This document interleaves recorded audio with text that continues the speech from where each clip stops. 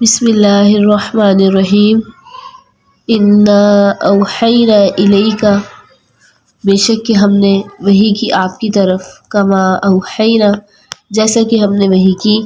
الی نوح علیہ السلام کی طرف، والنبیین من بعدہ اور نبیوں کی طرف جو ان کے بعد تھے، واوحینا الی ابراہیم اور ہم نے وحی کی ابراہیم علیہ السلام کی طرف، واسماعیل واسحاق ویعقوب اور اسماعیل علیہ السلام اور اسحاق اور یعقوب علیہ السلام کی طرف، والاسباط وعیسیٰ وایوب ویونس اور ان کی اولادوں کی طرف، وعیسیٰ اور عیسیٰ علیہ السلام اور ایوب علیہ السلام اور یونس علیہ السلام کی طرف، وہارون وسلیمان اور ہارون علیہ السلام اور سلیمان علیہ السلام کی طرف وحی کی، وآتینا داود زبورا اور ہم نے دی داؤد علیہ السلام کو زبور، ورسلا اور رسول، قد قصصناہم علیک تحقیق ہم نے قصے بیان کیے کچھ رسولوں کے آپ سے، من قبل پہلے،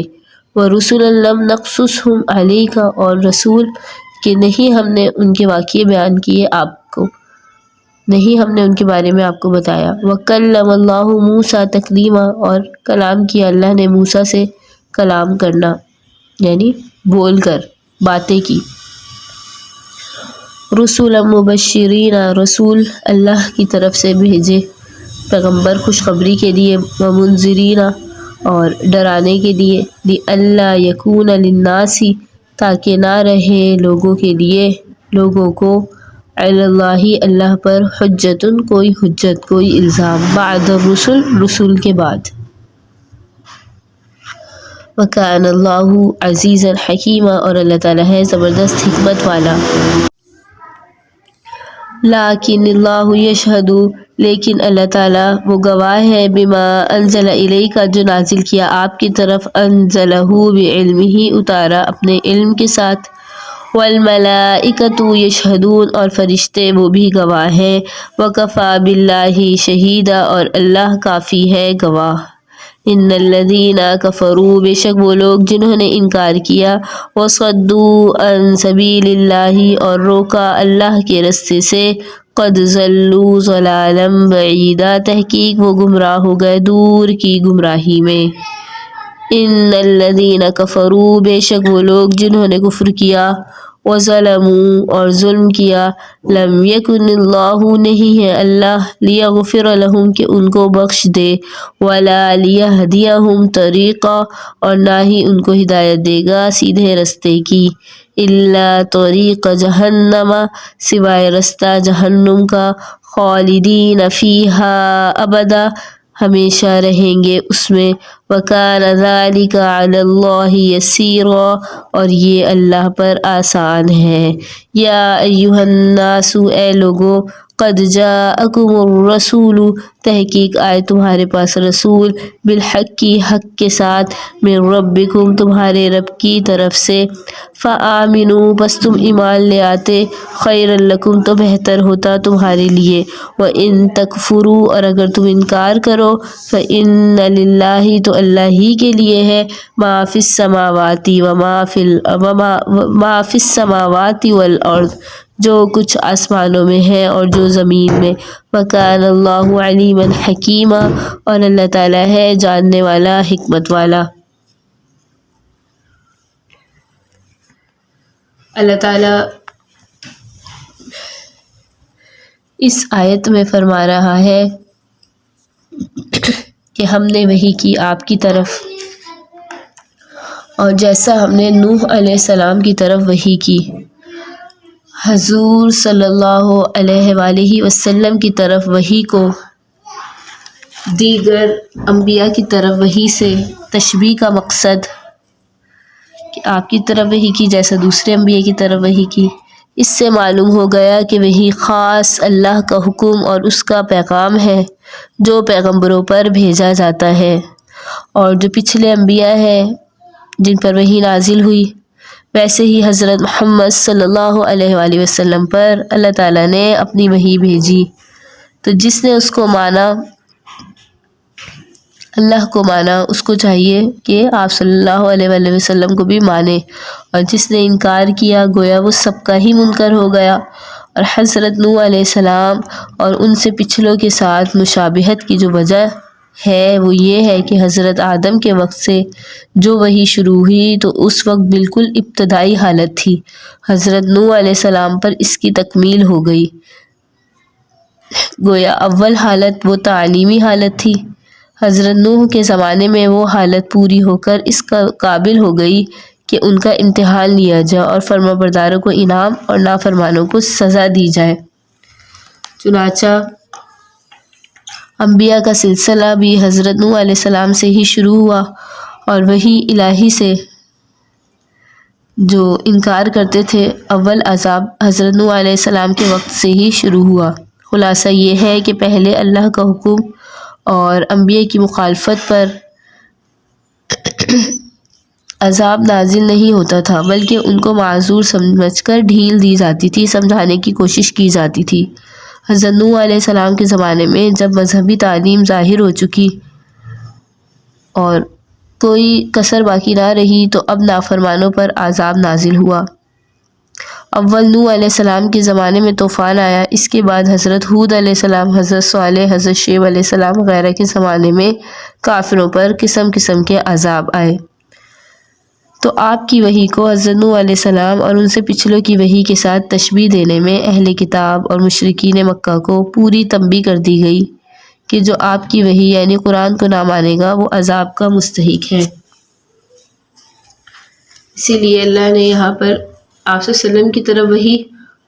کا فرمایا اور آگے نوح علیہ السلام کی طرف وحی کا فرمایا اور دیگر انبیاء کی طرف۔ وحی کی متعدد صورتیں ہیں۔ حضرت نوح علیہ السلام کے بعد جو انبیاء ہوئے ان سب کو بالاجمال ذکر فرمایا،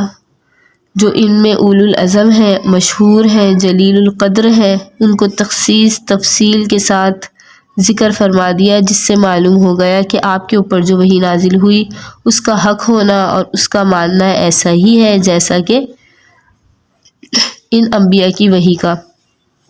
یہ بھی معلوم ہو گیا کہ انبیاء پر جو وحی آتی ہے کبھی فرشتہ لے کر آتا ہے،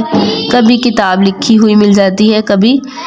بغیر پیغام کے اللہ کے واسطے سے خود ہی اللہ اپنے رسول سے بات کرتا ہے،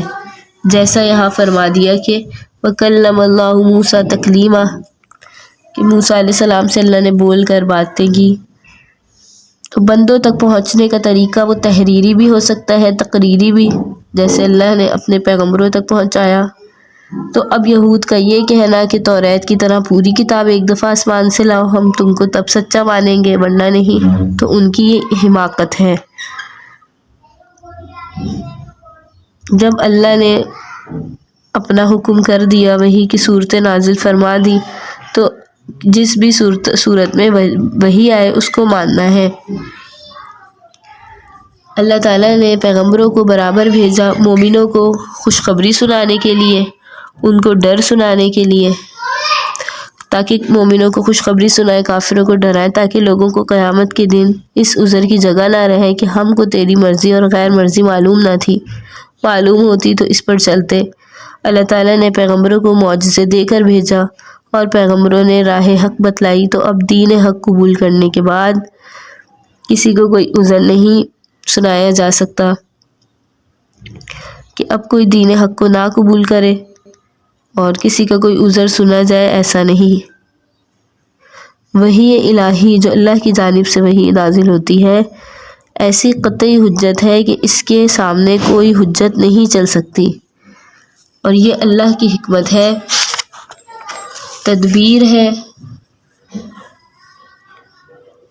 وحی ہر پیغمبر کو آتی رہی، یہ کچھ نئی بات نہیں، سب کو معلوم ہے، لیکن اس قرآن میں اللہ نے اپنا خاص علم اتارا اور اس حق کو ظاہر کر دیا۔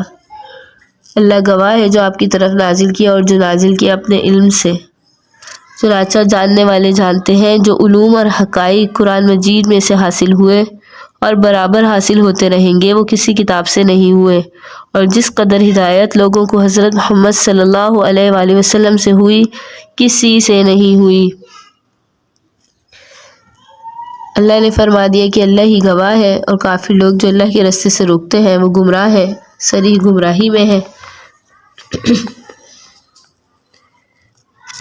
کافر لوگ جو اللہ کے راستے سے روکتے ہیں وہ تحقیق صریح گمراہی میں ہیں، دور کی گمراہی میں ہیں، یعنی کفار راہ حق سے روکنے والے جہنم کے راستے پر ہیں۔ قرآن مجید اور حضرت محمد صلی اللہ علیہ وآلہ وسلم کی تصدیق اور توثیق کے بعد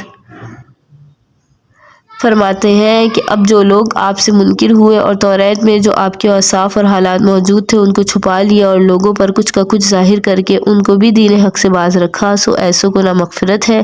نہ ہدایت ہے، جس سے واضح ہو گیا کہ ہدایت آپ کی اتباع کرنے والوں کو ہے اور گمراہی آپ کی مخالفت کا نام ہے، جس سے یہود کو پوری سرزنش ہو گئی کہ ان کے خیالات وہ غلط ہیں۔ اللہ نے فرما دیا ہے کہ جو کفر کریں گے، ظلم کریں گے، نہ اللہ ان کو بخشے گا، نہ ان کو سیدھا رستہ دے گا، ان کو صرف جہنم کا رستہ دے گا اور وہ ہمیشہ اس میں رہیں گے اور یہ اللہ پہ آسان ہے۔ آگے فرمایا، اے لوگو، تحقیق تمہارے پاس رسول آئے حق لے کر اپنے رب کی طرف سے، تو تم ایمان لاؤ تو بہتر ہے تمہارے لیے، اور اگر انکار کرو تو اللہ ہی کے لیے جو آسمانوں میں اور جو زمین میں، اور اللہ تعالیٰ جاننے والا حکمت والا ہے۔ آپ صلی اللہ علیہ وآلہ وسلم کی اور آپ کی کتاب کی تصدیق اور آپ کے مخالفین یعنی اہل کتاب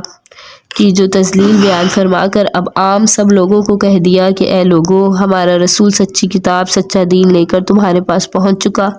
اب تمہاری خیریت اسی میں ہے کہ اس کی بات مانو، نہ مانو گے تو خوب سمجھ لو اللہ تعالیٰ ہی کا ہے جو کچھ آسمان اور زمین میں ہے، تمہارے تمام احوال افعال سے وہ باخبر ہے، تمہارے اعمال کا پورا حساب کتاب ہو کر اس کا بدلہ ملے گا۔ صاف معلوم ہو گیا کہ وہی جو پیغمبر پر نازل ہو اس کا ماننا فرض اور اس کا انکار کرنا کفر ہے۔ Subscribe Sukhuni Kalp.